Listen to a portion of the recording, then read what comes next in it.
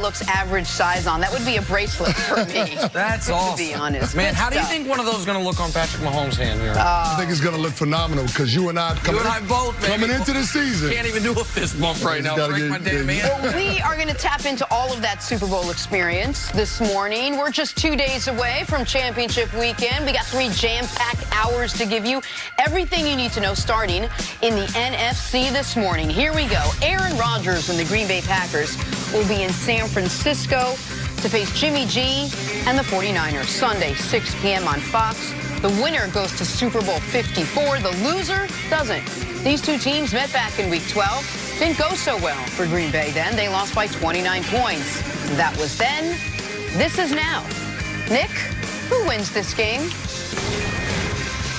So this is really, really tough because the indicators, the metrics, I think the smart numbers say San Francisco is the more well-rounded team. They annihilated the Packers in their first matchup, and they're at home. I, however, cannot get past this. On one side of the ledger, I have Aaron Rodgers, and on the other side of the ledger, I have Jimmy Garoppolo.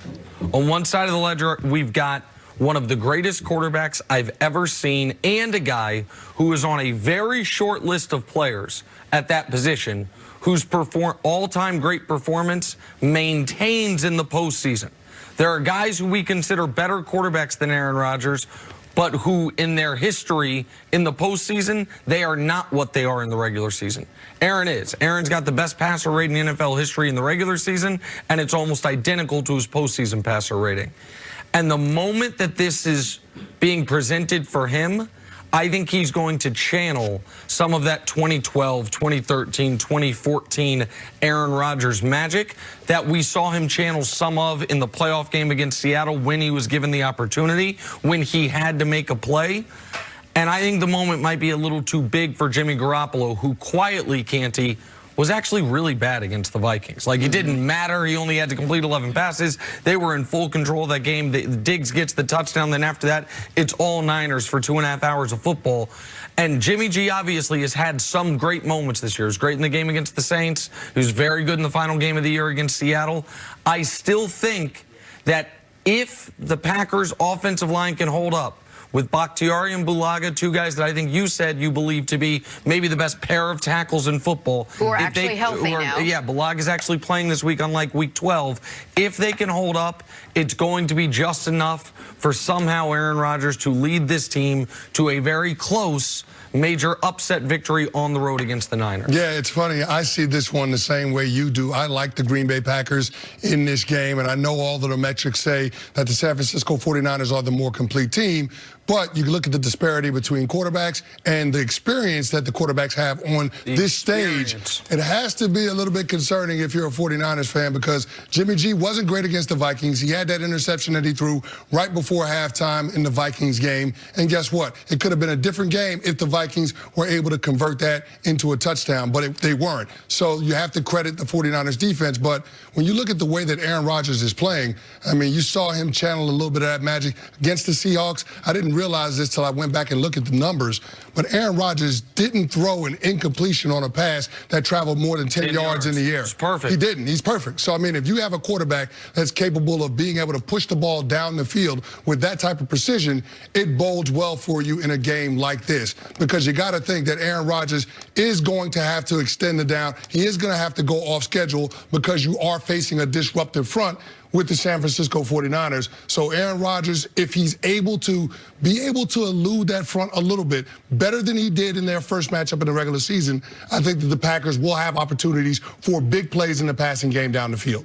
You talk about the quarterback disparity. If you match these two teams up, besides the quarterback, is there a position, including the head coach, where the Packers come out on top, where the Packers have the edge or the advantage, any position on the team, including the coaching staff? It depends on how you look at it. If you go running backs versus running backs, pass rush versus pass rush, the answer is probably no. But if you go the Packers pass rush against the people who are going to have to stop it, the Niners offensive line, I think they can play them to a wash there. Now, again, the Niners have an excellent offensive line. An offensive line that had been banged up during the year is healthier now. But where I think think the point that you were making about experience, I think is very, very important, because it's not just, by the way, Aaron Rodgers that has more experience.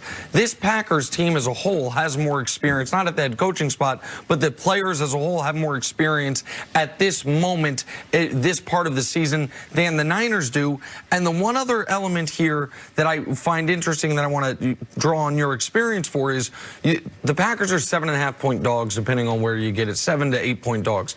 You were on a team that was an 8-point underdog to the Green Bay Packers, granted a round earlier, the divisional round in 2011.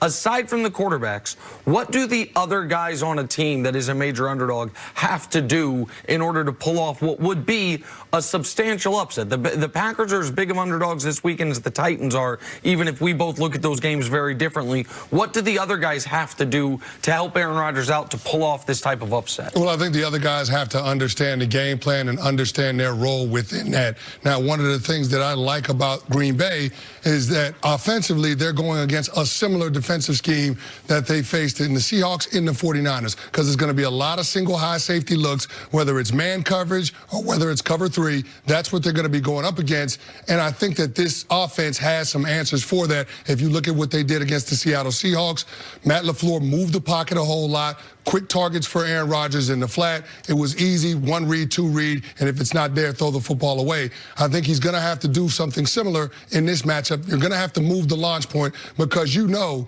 you can't drop back and expect your offensive line to hold up pass in, pass out against that defensive front. We talked about it before with the 49ers D-line. They have 4 guys that have 6.5 sacks or more on the season. So it's a very talented group. You can't expect your offensive line to be able to hold those guys at bay the entire game. So you've got to be able to have answers to combat that. And I think one of the answers is moving the pocket and getting the ball out of Aaron Rodgers' hands quickly. Screens and draws as well is another element to get the Niners pass rush off balance.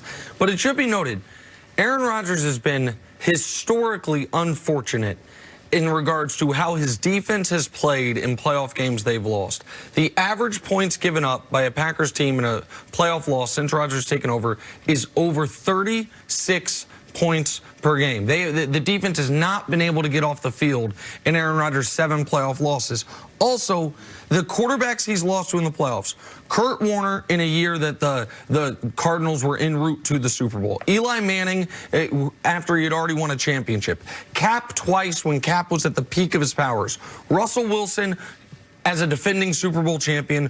Carson Palmer the year he was, I think, second in MVP voting, and then Matt Ryan the year he won the MVP. That's the full list. There's not a single quarterback with the profile of Jimmy Garoppolo that has beaten an Aaron Rodgers-led Packers team. Now, they haven't played many teams as well-rounded as San Francisco, and I'm not trying to make it sound like either one of us think this is a mismatch in the Packers' favor, because I don't think we do, but I don't think they should be 7-point underdogs, and I do think if it is close late, it favors Green Bay because of the experience and the talent at the quarterback position. All right, we're just getting started. We got a lot coming up.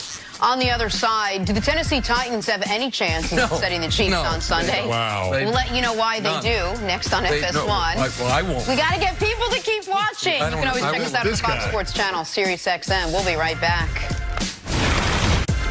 Hi, everyone. Good morning and welcome to First Things First. I'm Jen Wolf. That is Nick Wright. This right here is Chris Caney. What up, Good morning, man? Chris. What's up, brother? Oh, look at that. Yeah, got a little bling. You know, it's this time of year you got to remind folks that you got one of these conference championship weekend. Got some girth to that thing. Little bling. Went and got it shined You're up the at only Tiffany's. hand that thing probably looks average size on. That would be a bracelet for me. That's awesome. To be honest. Man, how do you think one of those is going to look on Patrick Mahomes' hand here? I think it's going to look phenomenal because you and I coming both, into the season. Can't even do a